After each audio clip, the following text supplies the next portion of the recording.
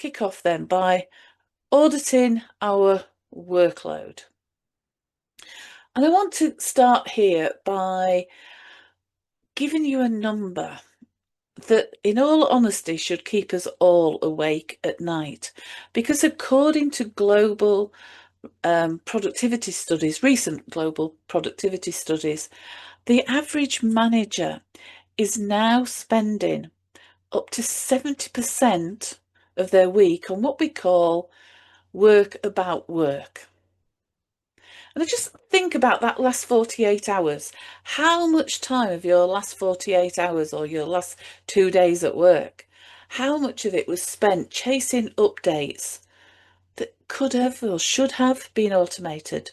How much time went into reformatting spreadsheets, hunting for files, sitting in meetings for quick catch-ups that actually could have been done via an email update, a video message, Teams, Slack, all of which are ideal methods for these kind of project updates, status updates, and non-urgent information sharing. And this is what we often call the administrative friction.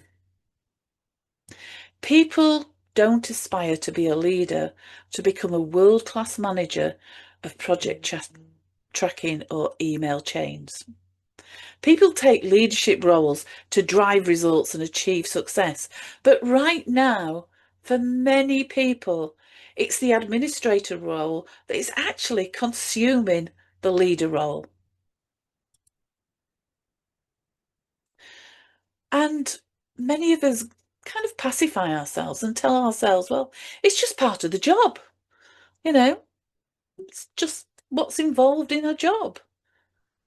But are we aware of the massive invisible cost to this way of working?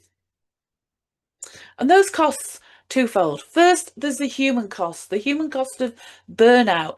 When you spend all day fighting fires and managing tasks, you don't leave work at 5 o'clock. If you can get away at 5 o'clock, that is, feeling actually I've accomplished something. You actually feel leaving depleted.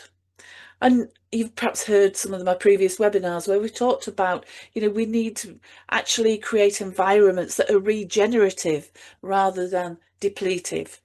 And an awful lot of working environments leave us feeling depleted at the end of the day. We're actually taskmasters, not mentors, not leaders. And secondly, there's the organisational cost of stagnant growth.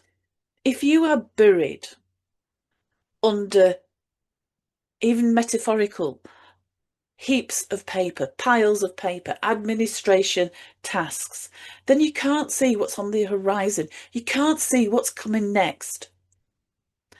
And innovation really doesn't happen in those short gaps we get between those back-to-back meetings.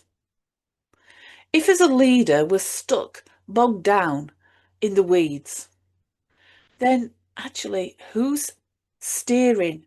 Who's directing the team? The team can lose its compass, its direction.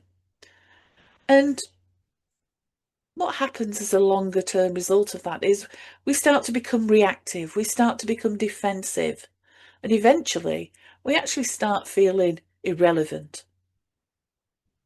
And that is another subject that we've spoken about on workshops before, on webinars before, about the increase in workplace loneliness. And part of that comes from just feeling irrelevant.